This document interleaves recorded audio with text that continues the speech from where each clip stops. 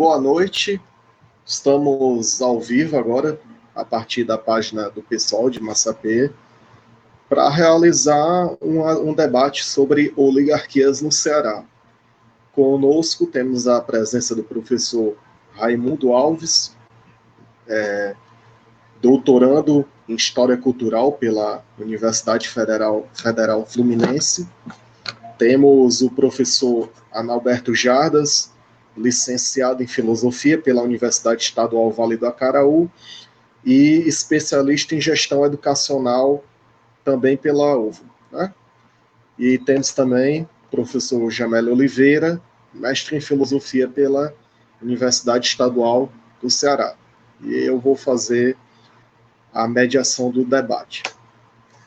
Então, muito se ouve falar nessa palavra oligarquia para caracterizar essa estrutura de poder que se configura vários municípios brasileiros, né? Vários municípios brasileiros estão nessa configuração, nessa estrutura de poder denominada oligarquia. Então, eu queria passar as palavras para o professor Raimundo, dar as boas-vindas para ele na nossa página aqui do pessoal de Massapê. Muito obrigado pela presença. E é isso, com as palavras do professor Raimundo. Vocês estão ouvindo bem aí? Estamos, sim.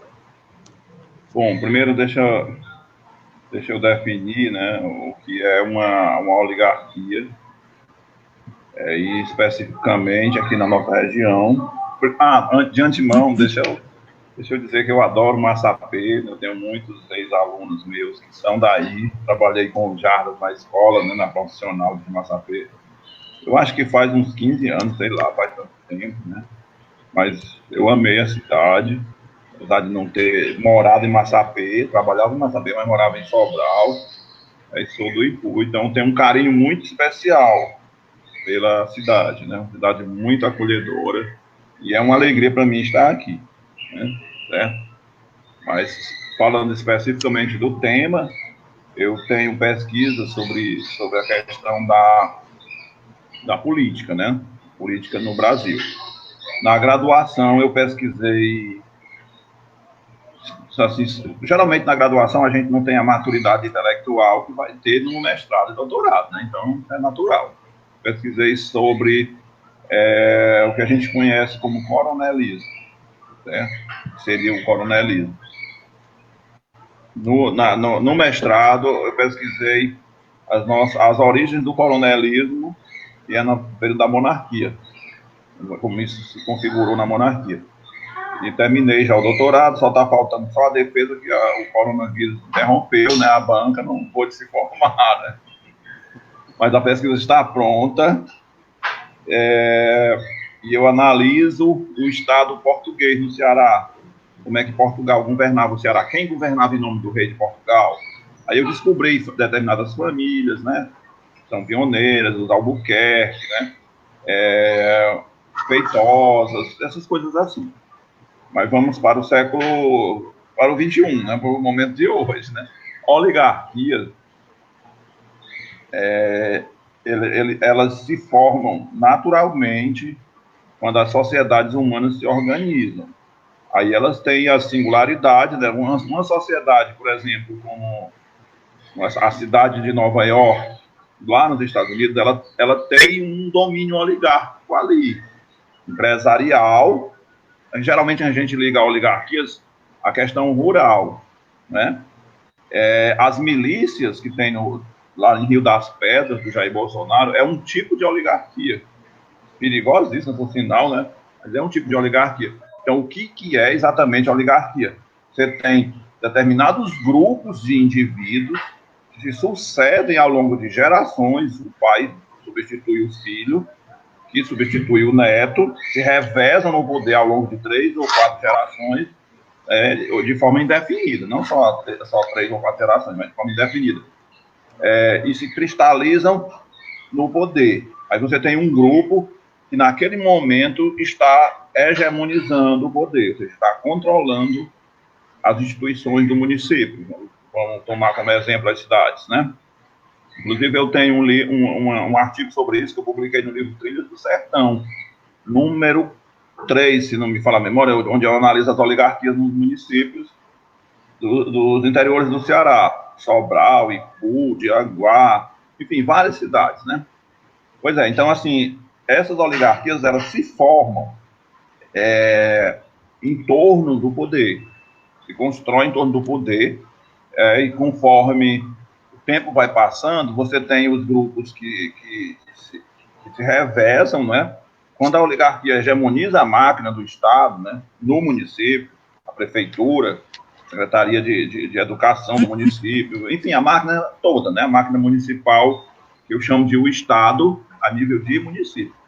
Aí, geralmente, não cabe todas porque geralmente as oligarquias, elas são das famílias tradicionais, não necessariamente todas elas, né? Pode haver, por exemplo, um estranho no ninho, um outsider, né, que a gente chama, né, um estranho no ninho, alguém que veio de baixo, mas porque teve um sucesso financeiro, casou-se com alguém das famílias tradicionais, ou um homem ou uma mulher, né, e ele conseguiu penetrar nesse meio e ter sucesso político junto com o sucesso financeiro, porque uma coisa é a oligarquia política, outra coisa é a oligarquia financeira, né? Às vezes você tem uma oligarquia política e financeira ao mesmo tempo, mas pode acontecer de um sujeito ser muito rico na cidade, ser muito bem sucedido, mas não ser um sujeito de famílias tradicionais, né? Aí ele encontra resistência, a não ser que ele case com uma mulher das famílias tradicionais, ou se for uma mulher, se ela casar com um homem das famílias tradicionais. Aí ele une os dois, as duas, vamos dizer assim, as duas formas de poder econômico, poder político, né? Aí essa oligarquia, quando ela está lá no poder, não cabe todo mundo debaixo do guarda-chuva, certo? Aí se formam, dentro das famílias tradicionais, uma opção que aparece como oposição política, sem ser oposição. São as duas cabeças da mesma hidra, certo? Então, quando muitas vezes você embarca naquele discurso de dizer vamos derrotar as oligarquias, e do seu lado está lá a semente da oligarquia prontinha para substituir a outra.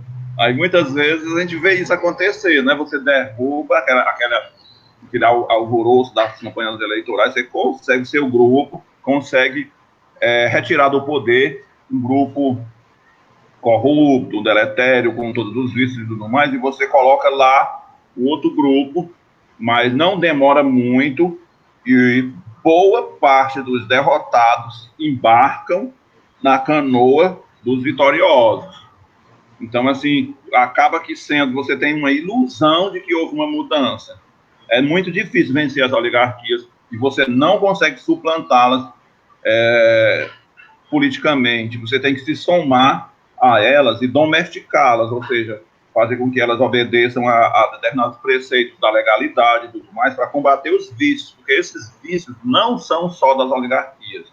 Clientelismo, a corrupção, superfaturamento de obras, esses vícios, eles são uma demanda da sociedade como um todo.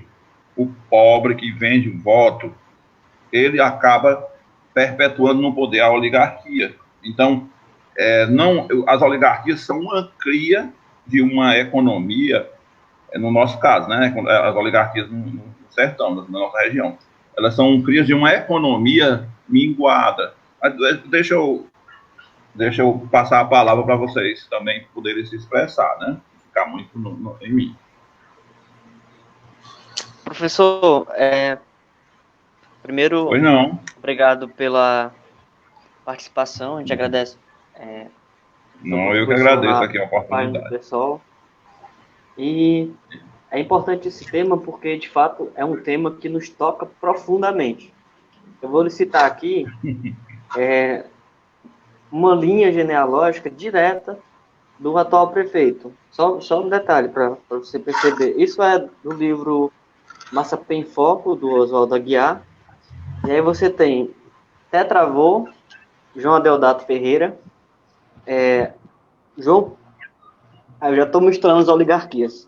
Tem João Pontes, que é bisavô do outro candidato de outro lado também. Mas tem aqui José Amâncio de Albuquerque, uma oligarquia famosa não só no município, mas também no estado, né, como você mencionou.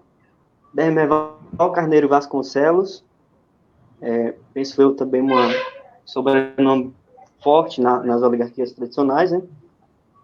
Amadeu Albuquerque, por aí vai.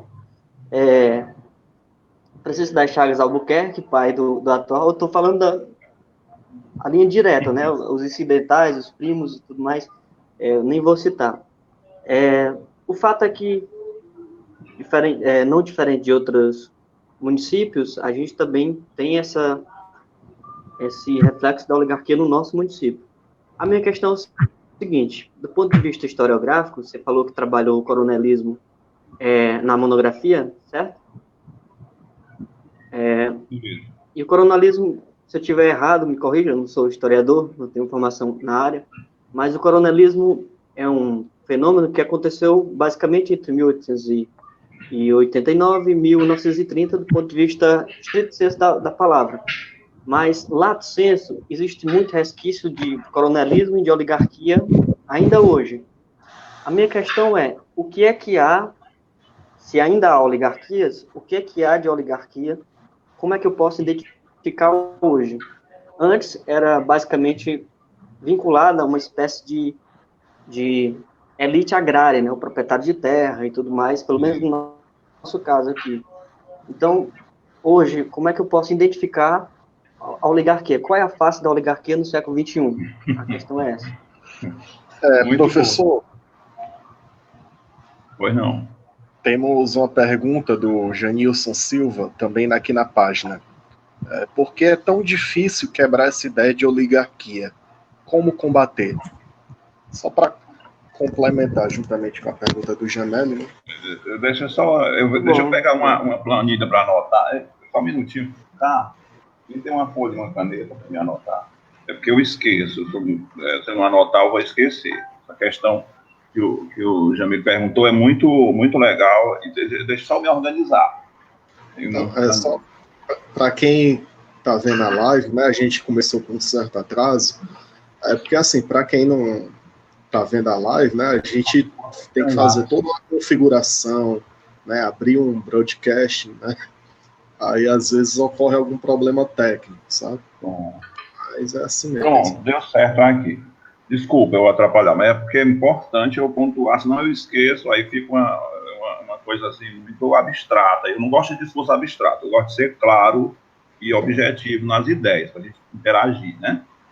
Bom, desculpa, Jamil, você me perguntou se há as oligarquias hoje, né? Pronto, aqui eu já anotei. Desculpa, agora você vai para a pergunta lá do ouvinte, né? Não é nem ouvinte, né? O internauta. Ele tá aqui na página, né? É o Janilson Silva. Por que é tão difícil quebrar essa ideia de oligarquia? Como combater? Combater, certo, tá ótimo. Eu posso responder já, né? Assim, primeiro, como eu falei no início, e isso aí, quando eu comecei a estudar as oligarquias seriamente, na graduação a gente estuda muito aquela coisa muito, a gente estava verde, né? Do ponto de vista da teoria e tal. Assim, aos poucos você vai acumulando leitura, você vai acumulando questionamentos, fontes, e com o tempo, você chega no mestrado, no doutorado e tal, você adquire uma bagagem melhor e compreende melhor os problemas, certo? O processo, a maneira que a sociedade se organiza, cria a oligarquia. Entenderam? A maneira que a sociedade... Lá no Egito Antigo tinha uma oligarquia, só que era o faraó, família do faraó e tal, só que lá tinha a singularidade da cultura egípcia, né? Claro, né? Estou dando um exemplo, não dizendo que as nossas oligarquias são iguais. Nas sociedades autoritárias tem uma oligarquia ali, certo? Nas democracias também tem uma oligarquia. O próprio o PT, quando ele estava dominando o cenário político nacional, né, ele se cristalizou no poder na forma de uma oligarquia. O próprio Lula exerce um pouco essa condição, né, de um líder que hegemoniza a palavra e as decisões. Isso é inerente à vida humana em sociedade. Esse que é o problema. Aí o que tem que haver? Uma sociedade mais consciente, certo? Dos seus deveres e direitos, que possa fustigar as oligarquias de tal maneira que ela se sinta pressionada a fazer, a se despir dos seus vícios, né? E atuar em função das regras do Estado democrático, né? Do Estado de bem-estar social e tudo mais, certo? Aí, então, o combate a isso, primeiro, assim, na arena política, naturalmente, quando uma oligarquia está no poder, se forma uma outra, ou duas, ou três, que vão combatê-la, certo? Quem está no poder está mais vulnerável, porque, por exemplo, eu não posso chamar nenhum grupo que não está no poder de corrupto. Não posso, né? Porque ele não está exercendo o executivo no município. Mas, assim, a oligarquia que está no poder, ela é corrupta. Necessariamente, ela está suscetível a críticas, né? Ela é vulnerável a esse tipo de crítica. Quando a pressão da sociedade, e eu digo uma coisa, ó, quem fustigou as oligarquias no sertão, cidades do tamanho de Massapê, de Sobral para baixo, né, cidades de médio e pequeno porte, né, pequenos e médios municípios, foram as leis. Foi a lei de responsabilidade fiscal, né, foi o poder judiciário e tal. As oligarquias reinavam inconteste até os anos 90. Aí, quando passou ao Ministério Público Estadual, né, as instituições do Estado brasileiro como um todo passaram a fustigar essas oligarquias e enfraquecê-las, certo? Você tem municípios onde o prefeito é preso, certo? E, por exemplo, na minha cidade, isso aconteceu há uns anos atrás. O prefeito foi afastado do cargo e foi preso, levado preso, o Sávio Ponte, vocês podem ter visto falar, é um empresário conhecido em Sobral. Ele foi preso e afastado do cargo e foi preso. Houve um protesto, uma passeata na sociedade querendo a soltura do Sávio. Isso quer dizer o quê? Que a lei se modernizou e encarou uma prática social como crime, como contravenção, enquanto que a sociedade encara isso como a proteção do líder aos seus eleitores, aos seus clientes, né? O dinheiro dado, né? O cimento dado, as benesses, isso aí que remonta ao coronelismo, né? Quem você quer como sendo o seu representante político, enquanto que no discurso do humanismo, que veio do Rousseau, que veio do Montesquieu, que veio do iluminismo, né? Você democraticamente escolhe um representante seu para ser prefeito, para ser vereador, para ser deputado, governador e etc. Né? Na cabeça da massa do povo, não é assim que funciona. Eu quero um patrão que vá me proteger, que me dê emprego, que me proteja na saúde, na doença, né? Se eu adoecer, ele me proteja, né, de forma pessoal, né? Não é através de regras, não é um hospital que eu chego lá, um médico, que eu não sei quem é, não, é o meu compadre, né, que é o padrinho do meu filho, que me protege, tal, que é vereador. Então, assim, a nossa sociedade entende a democracia como clientelismo, por conta até da fragilidade econômica, né, a falta de emprego, a falta de acesso à saúde, a falta de acesso às condições básicas de cidadania, né?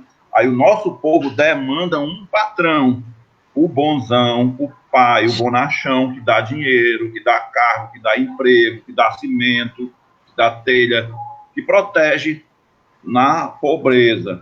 Então, é essa sociedade que demanda uma oligarquia.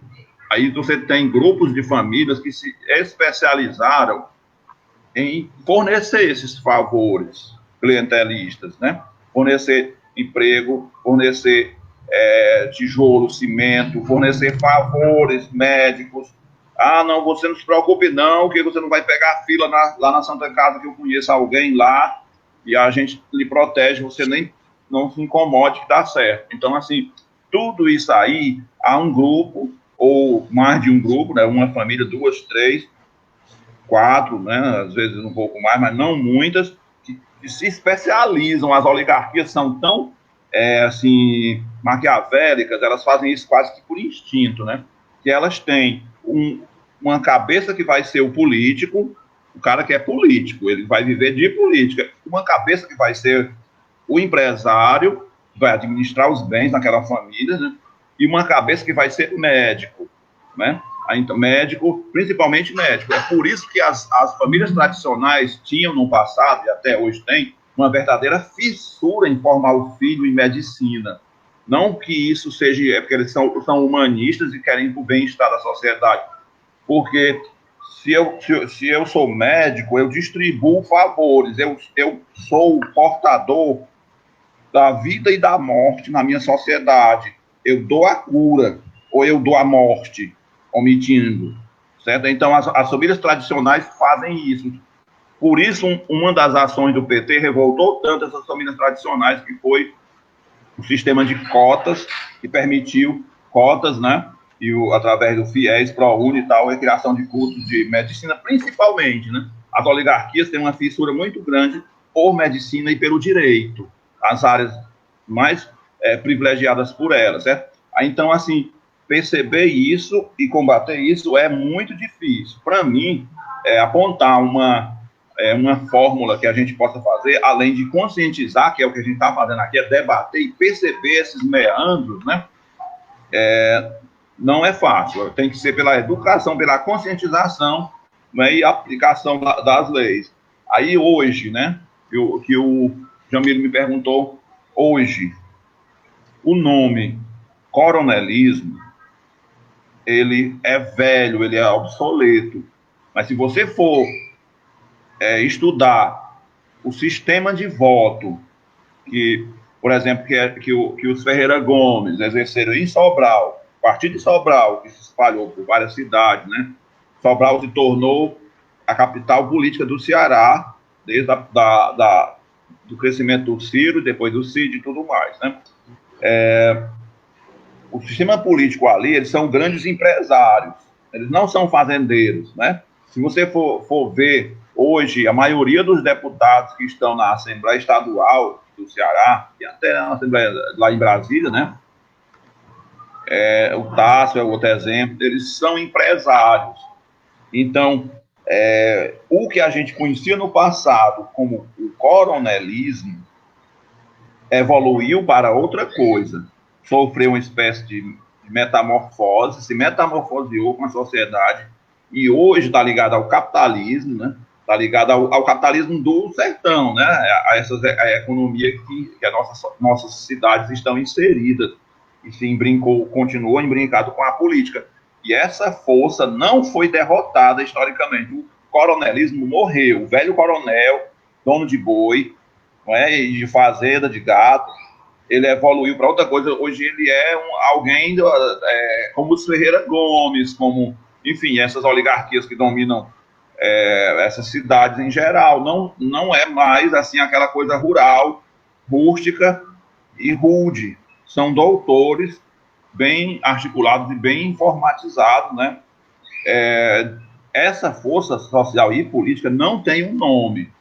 E essa força não é única do Nordeste, que foi colado a ideia de que o coronelismo é no Nordeste, né? É uma coisa do nordestino, que o nordestino é atrasado, é um povo de cultura rural, atrasado, obsoleta, que mesmo hoje em dia vive no século XVIII, XIX, né? A gente tem esse discurso, acaba fazendo isso, mas se você for ver as favelas do Rio de Janeiro, dominadas pelas milícias, aquilo ali é um sistema oligárquico parecido com um sistema coronelístico, né? Sistema de poder onde poucos indivíduos controlam o voto, controlam as benesses do Estado, a distribuição de favores, a proteção da lei, enfim.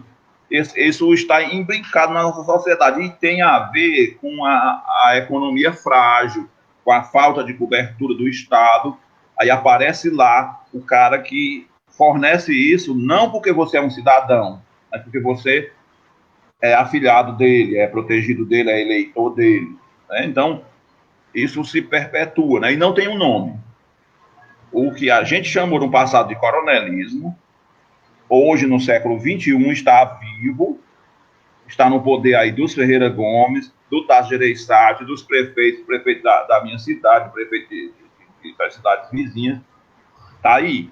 Ele descende diretamente do poder do que era no passado, esse sistema de dominação, né, social, que a gente deu o nome de coronelismo, mas que é o clientelismo, né?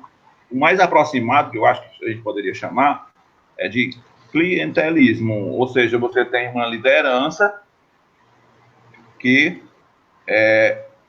muitas vezes um vereador tira o poder dele, o vereador de um distrito. Eu não sei se é a realidade aí em Massapê, mas aqui na minha cidade tem isso, né? Um distrito afastado da sede, aí o vereador, ele é um cara que tem um carro que faz horário, né? Leva gente para a sede e leva de volta e tal. Aí ele intermedia um posto de saúde, ele é que vai pressionar o prefeito para mandar um médico para lá, um dentista para lá, para fazer uma hemodiálise, para acompanhar uma mulher grávida, um doente qualquer, um idoso debilitado que está fragilizado na saúde. Então, assim, o sujeito aí, ele é o líder de uma clientela. Ele é um sujeito que exerce esse tipo de poder. E é muito difícil você enfrentá-lo. Por quê? Porque, geralmente, ele, para sobreviver, ele precisa dos cofres públicos, ele precisa do prefeito para sobreviver. Ele precisa do sistema municipal de saúde. Se você vai competir com ele e você não fornece isso para essa população, a população naturalmente o exclui, prefere ficar com essa figura, certo? A população entende o voto, entende a república, entende a democracia como sendo, assim, ela a receber favores. Quem é que eu quero escolher para ser o meu patrão, que vai me dar as coisas? Entenderam? Então, isso é uma cultura, é uma tradição e é também uma economia. É muito difícil a gente lutar contra isso aí. Professor, pois não. É que durante a sua fala, aí vão me surgindo alguns questionamentos. Pois não. O que a gente vê, principalmente, de dificuldade, é porque as práticas, elas já são internalizadas, né, pela população. São práticas que, historicamente, né, elas se perpetuam até hoje e são internalizadas. Então, às vezes você pode até ter uma modificação de quem está no cargo político, mas o principal, que é aquela prática que está internalizada, ela se mantém, né? E é por isso que, como você bem colocou, né, se o político que está lá, ele não reproduz essas práticas, né, tem o risco da população não votá-lo, né, na próxima eleição e etc. Mas tem também se falado, né, no termo neocoronelismo, né, como o coronelismo já está um termo ultrapassado, né, então até você falou assim, né, se existe algum termo, né, para caracterizar o que a gente está vivendo hoje, e aí tem que se falar, né, no neocoronelismo, né, para referir-se a uma figura que ela não é mais naquele ambiente rural, né, como em contextos históricos anteriores. Então, assim, também no que você colocou, referente à palavra oligarquia, né, de que a própria etimologia da palavra, né, refere-se a governo de poucos, né, então, logicamente, né, pela impossibilidade de estar todo mundo ao mesmo tempo, né, ocupando o poder político, isso me lembrou muito o Robert Mitchell, né, que fala que isso é natural, né, de uma democracia, né, ser um governo de poucos, né, porque tem que ter um grupo lá administrando, né, me lembrou um pouco isso. Mas assim, então o problema seria não a oligarquia, mas quando uma oligarquia ela hegemoniza e se perpetua, né, seria esse o problema. Aí, outra coisa que a gente percebe é que dentre os poderes sociais que o Norberto Bobbio ele estabelece, que é o poder político, o poder ideológico e o poder econômico, o principal poder social que a oligarquia ela consegue dominar a população é o poder econômico. Então, assim, a emancipação econômica ela seria um caminho para o rompimento com essa estrutura de poder, porque se a gente analisar de uma forma mais geral, o poder econômico, em um contexto do próprio capitalismo financeiro rentístico que a gente vive hoje, a gente tem o poder econômico das corporações, e se a gente for pegar o aspecto mais municipal, com relação à nossa realidade local, é o poder econômico dessas oligarquias, né? Então, assim, como você colocou, né, de que certas famílias, elas queriam alguém ali para estar administrando, né, sendo um empresariado, ou seja, que representasse o poder econômico dentro daquela família.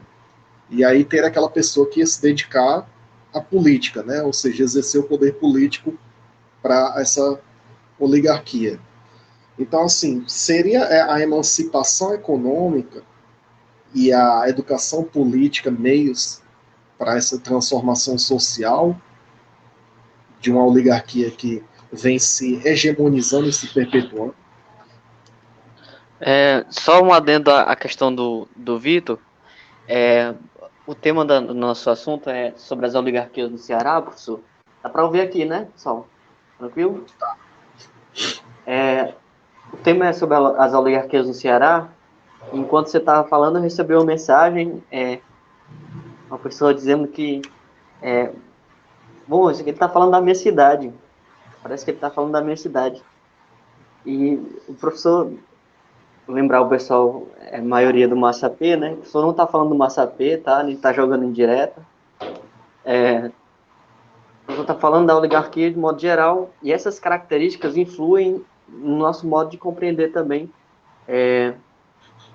a nossa política local. De fato, isso acontece com muita frequência e aqui é um reflexo também das oligarquias. A maioria das perguntas é nessa direção, sabe?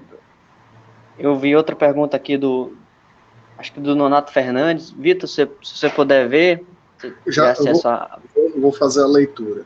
Pronto, aí você complementa porque acrescenta a sua fala, né? Dá para desenvolver de acordo com o tema que você sugeriu. Professor Raimundo, boa noite. Essa é a pergunta do Nonato. Como as novas forças políticas conseguirão furar a bolha, criar uma nova consciência e cultura política que fuja ao modus operandi do neocoronelismo oligárquico? Essa é a pergunta do Nonato Fernandes. Você captou aí, professor Raimundo? Ok. Né? Bom, é complicado, né? E assim, vocês estão me ouvindo, então, né? Vendo aqui, sim. Tá ligado. É complicado. O domínio das oligarquias, ele é econômico, mas ele é também cultural, certo?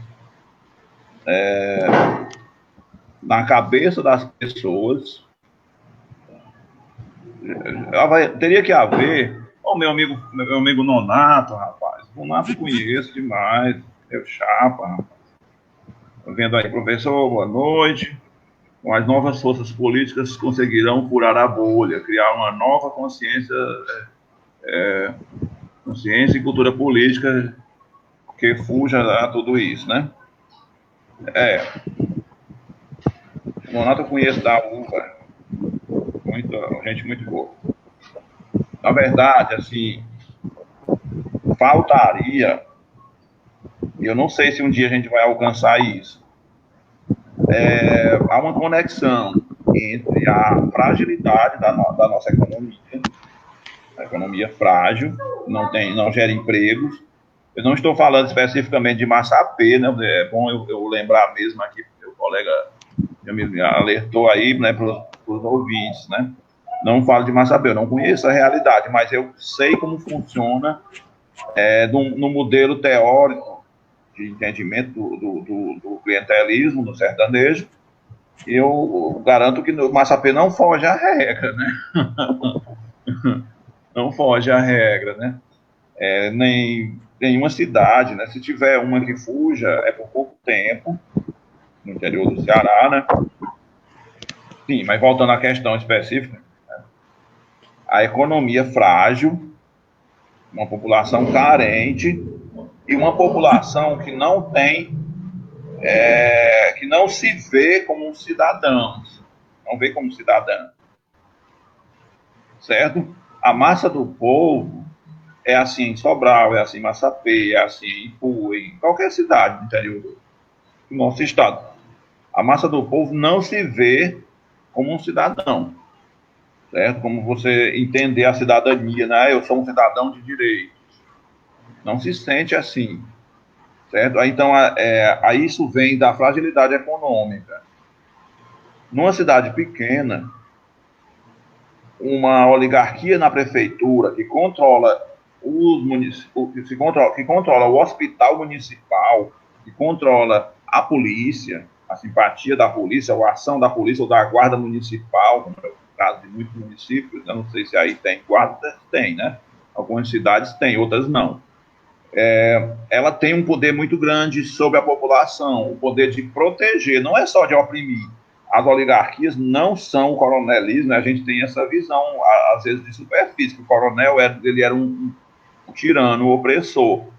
Não, ele oprimia às vezes, mas ele era um especialista em proteger informalmente. A lei não prevalecia no seu ambiente de domínio, né? Por exemplo, um jovem que a moto é apreendida, né? A moto é apreendida, aí a família inteira vai na guarda municipal, na prefeitura e tal, para liberar aquele veículo, ou aquele jovem que, estando embriagado, dirigindo e apreendido, ou então um caso de uma pessoa que está fragilizado, precisa de socorro hospitalar, socorro médico constante, certo? E faz uso da ambulância no município. O prefeito pode até ter a boa vontade de agir de forma isenta, mas ele é assim uma andorinha só. Ele não vai fazer verão. A sociedade, o motorista da ambulância pode hostilizar aquela família que não acompanhou o prefeito, entendeu? Porque a cultura é essa, a cultura daquela sociedade. O meu prefeito é tão bom que vai levar a sua esposa grávida para dar à luz em Sobral, porque é um parto de risco e tal, e você é tão ingrato que não votou nela e não vai votar. Olha só como você é ruim, cara, como você é uma pessoa ruim. Ou seja, isso é um entendimento, é assim que a sociedade entende a política e reage à política, né? Aí, muitas vezes, o clima de hostilidade que permeia uma oligarquia que está no poder não é feito diretamente por ela, mas por indivíduos de segundo e terceiro escalão, né, que se sente na obrigação de proteger, caninamente aquele grupo que o protegeu, que deu emprego e tal. Então, assim, essa força política tem essa prerrogativa, tem esse poder, né? Certo? Mas existe também na cabeça, isso é uma questão mais da cultura, mais refinada, mais difícil da gente entender. Existe a construção na cabeça de toda a sociedade que determinada família é superior aos demais para ocupar determinados cargos, certo? Por exemplo, está na cabeça dos sobralenses que os Ferreira Gomes são melhores administradores, certo? Está na cabeça da população de Massapê que os Albuquerque são excelentes administradores, certo? Eles constroem isso porque há um discurso que é produzido no cotidiano, nas relações sociais, né? Às vezes o nome de uma praça com o sobrenome em Albuquerque, ou Ferreira Gomes em Sobral, ou Correia aqui no Ipu, né? Que é uma família de uma oligarquia influente há várias gerações aqui na minha cidade. Um nome dado a uma escola, dado a uma avenida, isso serve de referencial, né? Ou então até os chamados intelectuais orgânicos. O que é um intelectual orgânico? Você tem, imagine só, você tem 3 classes sociais, vamos botar 3, né? Aí você tem o intelectual das elites, o intelectual da classe média, o intelectual da classe pobre, da pobreza, né? Geralmente, esse daqui produz um discurso, esses dois reproduzem, certo? Reproduzem. Aí isso aparece em livros, em artistas plásticos, em seresteiros, enfim, quem produz cultura, vida cultural nesses municípios. Aí isso é batizado em nome de uma praça, uma estátua que é construída. Isso aí garante para a sociedade que os fulanos, Albuquerque, os Ferreira Gomes, os Aragão, né, os Martins, dependendo do município, né, são, há várias gerações, os guardiões daquela cidade. Eles protegem aquela cidade. Contra o quê? Eles protegem trazendo saúde, trazendo educação, zelando pelo município. Isso fica na cabeça da população, né, como uma verdade.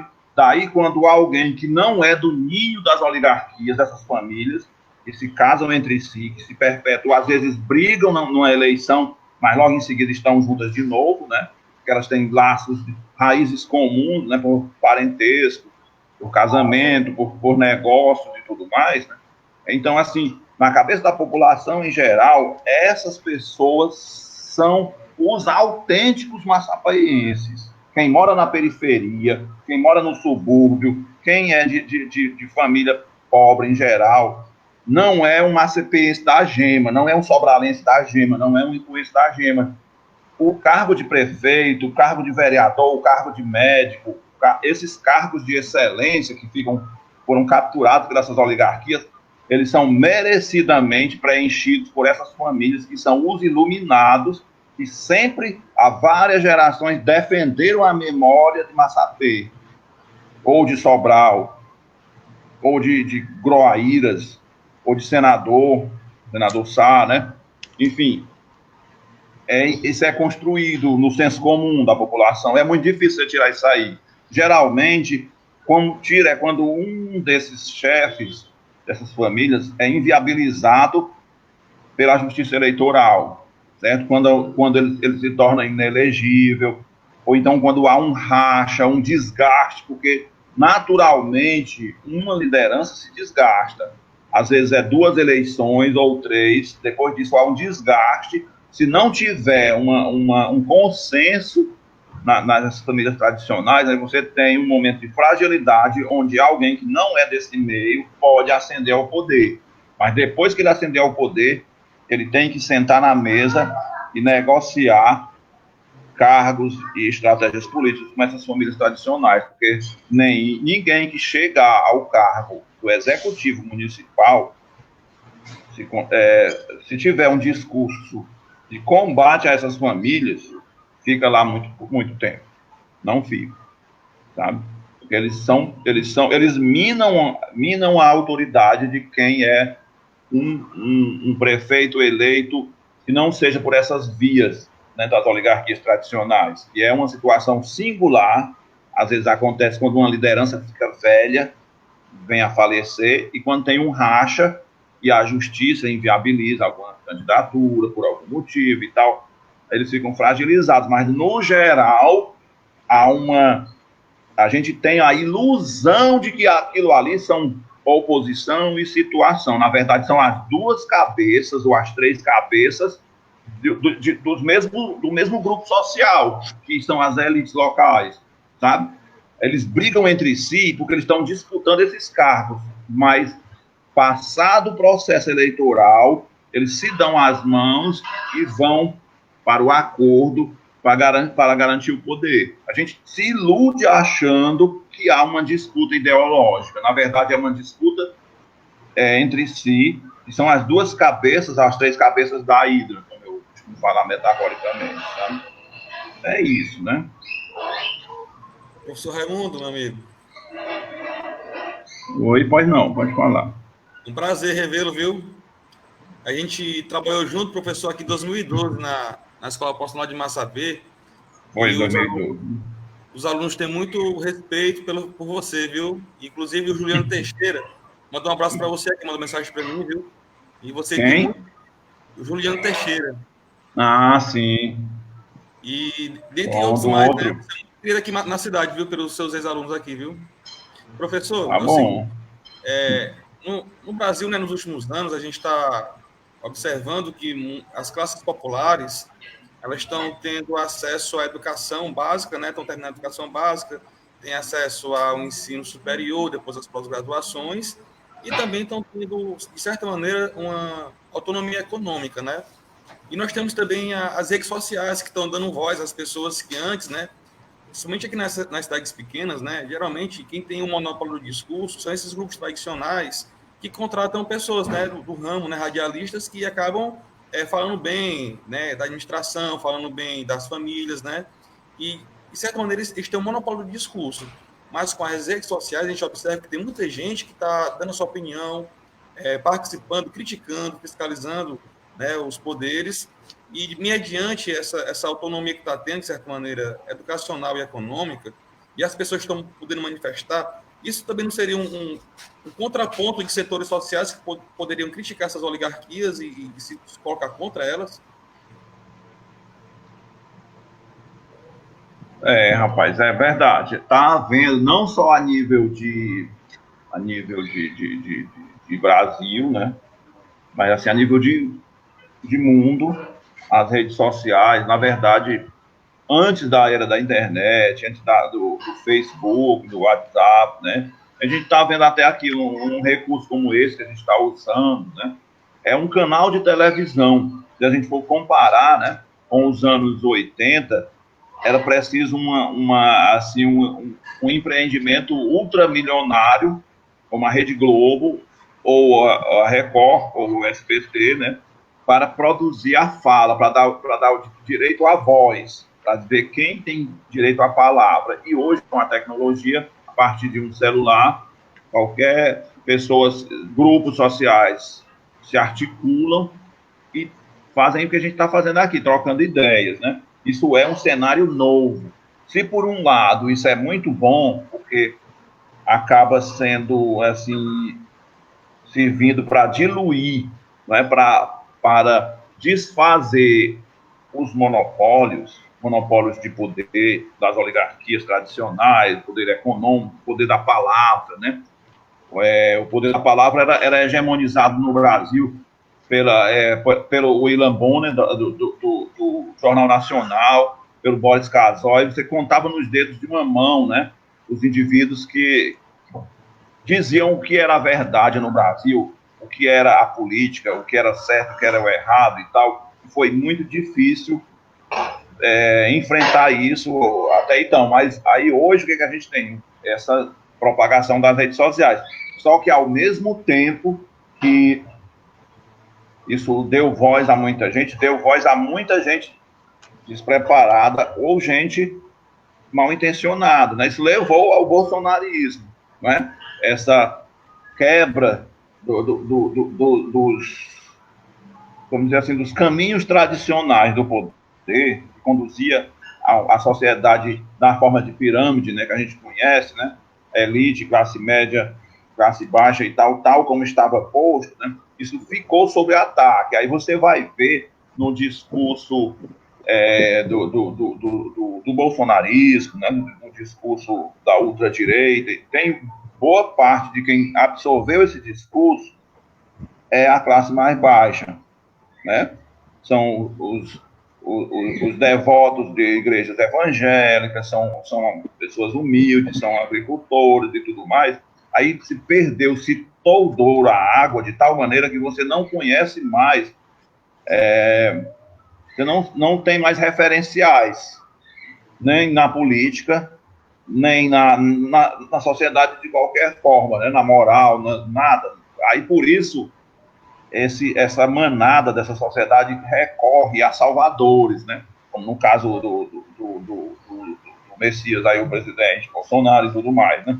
Mas isso gerou um caos muito grande, né? Gerou uma situação de anomia social que é imprevisível. Não, a gente não tem como a gente prever onde é que a gente vai chegar, mas com certeza o nosso futuro passa primeiro pela possibilidade da educação política da sociedade, da conscientização, né? Para que a sociedade seja chamada a participar do processo, né? De forma mais dinâmica, democrática e tudo mais. Né? Mas isso é muito difícil mesmo, né? A gente está vendo, os meios de comunicação evoluíram, mas a sociedade não evoluiu junto. Né? Não evoluiu junto. Aí tem essa caixa de Pandora aberta, que pode gerar, né, mas várias situações perigosíssimas para a democracia, para o Estado republicano, para a sociedade, e se reverter em mais neofascismo, né, em mais poder hegemônico nas mãos de poucos, né? Então, de tal maneira assim que a gente está vivendo o processo de desconstrução do que estava posto, né? E não sabemos, né, onde é que isso vai nos levar. Eu temo pelo futuro. Eu acho até que o Bolsonaro, ou o bolsonarismo, né, ele não é um fenômeno único do Brasil. A gente vê o caso do Trump nos Estados Unidos, né? Isso é consequência de uma nova força dos aparelhos de comunicação que conseguem construir mitos com um estalar de dedos ou destruir também.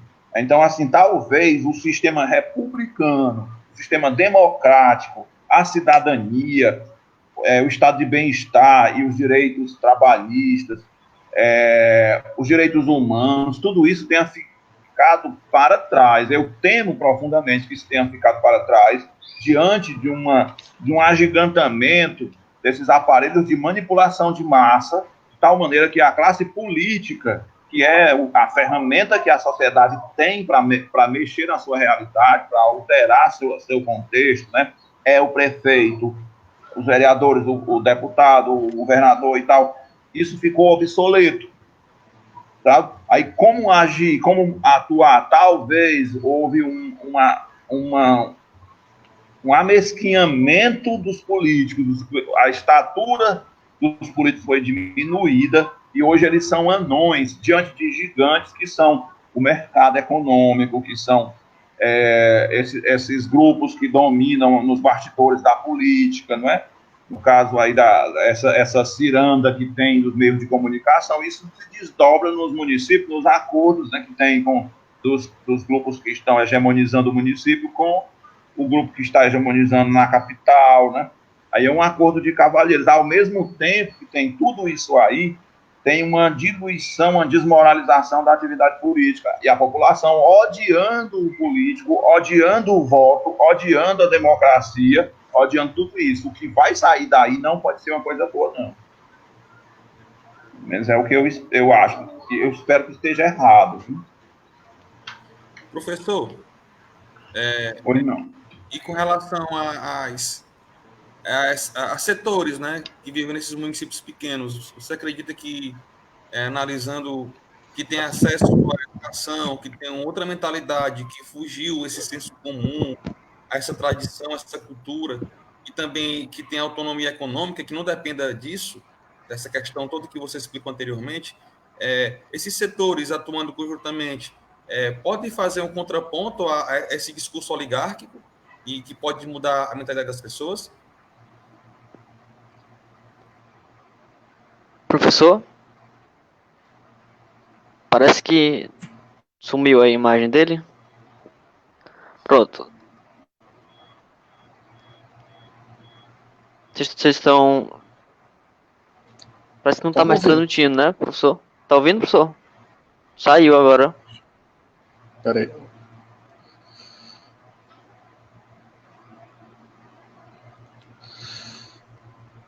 Vamos esperar só uns instantes enquanto ele vê se ele volta. Ver aqui os comentários, né, do pessoal do Facebook que está participando.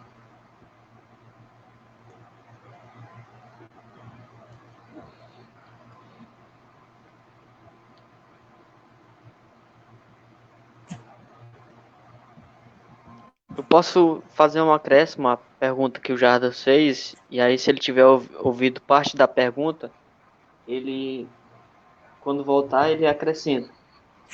O Jardas, né, só para retomar, tinha falado que com uma certa autonomia econômica, por exemplo, se tinha na década de 70, 80, as pessoas dependentes quase que exclusivamente da prefeitura. Quer dizer, materialmente, era questão de vida ou morte o seu prefeito ganhar. Se o prefeito não ganhasse, ia ficar desempregado. A questão é, se hoje, com a melhor conscientização do povo, se com mais autonomia, né, com mais educação, as pessoas tendem a ter uma consciência transformadora. O professor disse que vê, de certa forma, o cenário político com pessimismo. Parece que é essa a descrição que ele faz. Que mesmo as redes sociais como uma saída, não tem se manifestado exatamente como o melhor dos mundos possíveis, né? Por exemplo, a gente tem o caso do bolsonarismo. A questão, professor Jardas, é que também nós temos no município, eu estou vendo aqui os dados do IBGE, do último censo, que esse ano iríamos ter outro censo, mas por conta da pandemia foi protelado para o ano que vem, eu acho. Então, assim, no município, o que é que a gente tem? Um percentual de 6,2% de pessoas ocupadas. Ou seja, esse percentual corresponde a 2.355 pessoas trabalhando. A imensa maioria do município, portanto, depende materialmente de um padrinho político. Perfeito. Ou seja, na mudança do cenário político, essas pessoas vão ficar desempregadas. Então a gente compreende, ninguém está sendo ingênuo, idealista, né? A gente compreende que a superação das oligarquias envolve primeiro a superação das condições materiais mais imediatas. É questão de vida ou morte, é questão de sobrevivência. Se o seu prefeito ganhar ou não, você vai ficar desempregado, vai ter que ir para outra cidade, você vai procurar emprego, as suas condições financeiras vão ficar muito precarizadas. Enfim. Professor, você nos ouve? Você conseguiu acompanhar Você conseguiu acompanhar a parte da pergunta do Jardas? Não, caiu minha internet. Você gostaria de refazer, Jardas, para a gente... Diga lá, João. Professor Raimundo, né, você acabou de falar muito bem da questão das redes sociais, né, a nível nacional e também falou a nível internacional. Aí eu vou fazer aqui o seguinte falo. A gente observa aqui, né, no Brasil, nos últimos anos, né, muita coisa ocorreu com relação ao acesso a situações que não se tinha anteriormente. Que as pessoas estão tendo acesso à educação, né, estão concluindo a educação básica e tendo acesso ao ensino superior, bem como também trabalhando, né, e tendo uma autonomia econômica, né? Você acredita que, mediante esses setores sociais do município pequeno, que tem uma outra mentalidade com relação à visão cultural, que saiu desse senso comum de ligação com as oligarquias, que tem uma autonomia econômica, esses setores, eles não podem fazer também um contraponto a práticas oligárquicas e tradicionais, da política tradicional, que podem ser questionadas pelas pessoas, que enxergam que certos tipos de atitude acabam comprometendo o município deixando no atraso? Já a sua fala foi cortada, não ficou no ar tudo, não. Só entende. Você está me escutando? Você está me escutando, Professor Raimundo? E a parte final.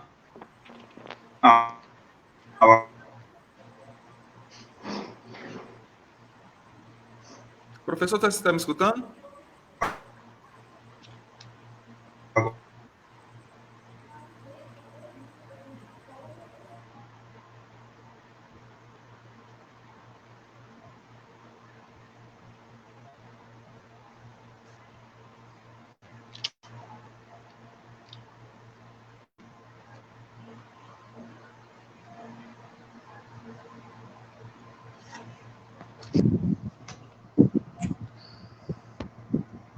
A gente está tendo, o professor Raimundo, ele está tendo problemas na conexão, então a gente vai tentar fazer a leitura, né, dos comentários.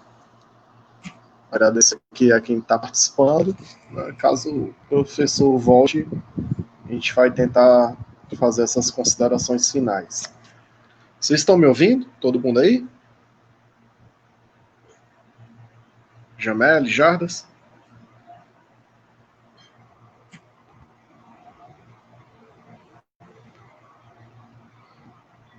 Vocês estão me ouvindo? Estamos sim. Pode continuar, Sim, Vitor. pode falar. Bom, eu estou aqui no Facebook.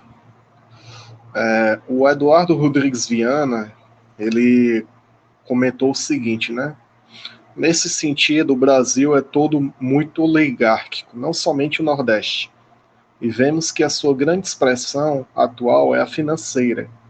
Nenhum grande especulador imobiliário deixa de ser dono daqueles imensos fundos de investimento para participar da fraude da dívida dita pública, por exemplo.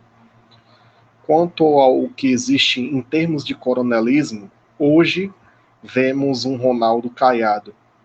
É um oligarca à moda antiga, médico e tudo, e um investidor do sistema da dívida pública, um latifundiário modernizado. Massapê e todo o Brasil, Janilson. Vemos, isso é o amigo Viana respondendo o comentário do Janilson. Quem mais participou? Diego Silva, Júnior Nascimento, olá, boa noite, Edson Lucas e a Vilalba Silva.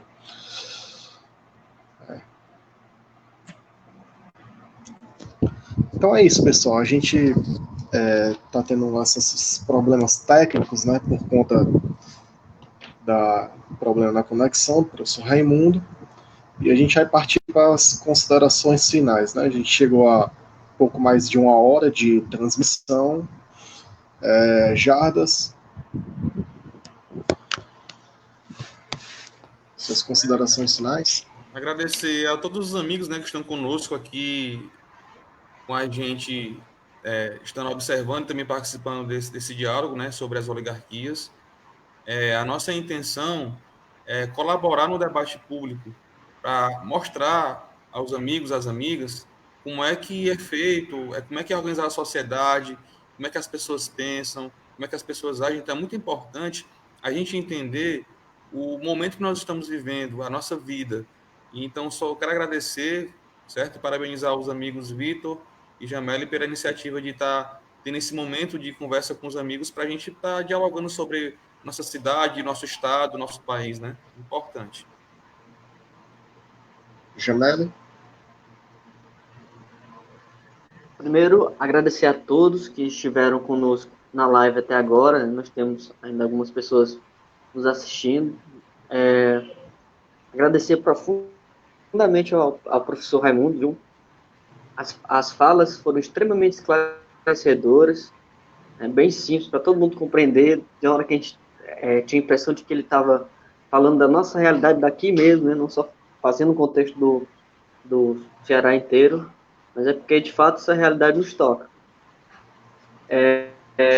Então, ele teve problema com as conexões na internet, mas eu agradeço a ele profundamente, fica aqui registrado o meu agradecimento a ele de modo especial, por ter se disposto a trazer esse tema para discussão. Isso é muito importante, isso diz respeito à nossa realidade mesmo. E é isso, foi um tema extremamente enriquecedor e eu espero, de alguma forma, ter contribuído com esse debate, e é importante que esse debate continue nas rodas de conversa do município, com as pessoas que compreendem que, de fato, uma oligarquia tem lá suas vantagens, mas conforme o Platão define na República, que essa forma de governo que se reduz à representação de uma família, né, a oligarquia, o governo de uma família, de um grupo, é uma forma degenerada porque ela impede a participação efetiva das pessoas. Não está escrito em canto nenhum que você deve ter tal sobrenome e só esse sobrenome é que lhe chancela o direito de participar do processo eleitoral. As pessoas têm essa impressão de que eu tenho que ser de tal oligarquia, de tal, né, para citar os exemplos das oligarquias tradicionais, né, ser Ponte, ser Albuquerque, ser Frota, isso não tem nada a ver. Não está na justiça eleitoral, não está em canto algum. E é isso. Obrigado, professor Jardas, professor Janelli, e principalmente ao professor Raimundo, que felizmente ele, por problemas de conexão com a internet, não está mais na transmissão. Como foi colocado aqui, né, de que as pessoas que estavam assistindo a gente, né, estavam conseguindo identificar a fala do professor Raimundo com a sua realidade local, né? E é justamente esse fato que faz com que a gente perceba, né, quando o discurso, né, o debate, ele chega às pessoas, né? E principalmente a importância, quando a pessoa ela consegue captar aquilo que está sendo dito, aquilo que ela vive, né? Quero agradecer a todos que estiveram até agora nos assistindo.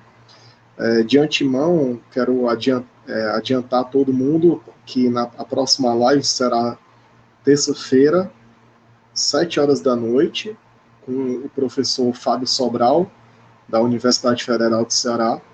Para quem tiver interesse, a gente vai estar debatendo as questões da pandemia, do coronavírus e o impacto sobre os mais pobres.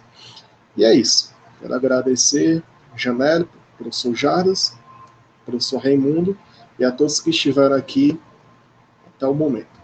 E boa noite e até a próxima.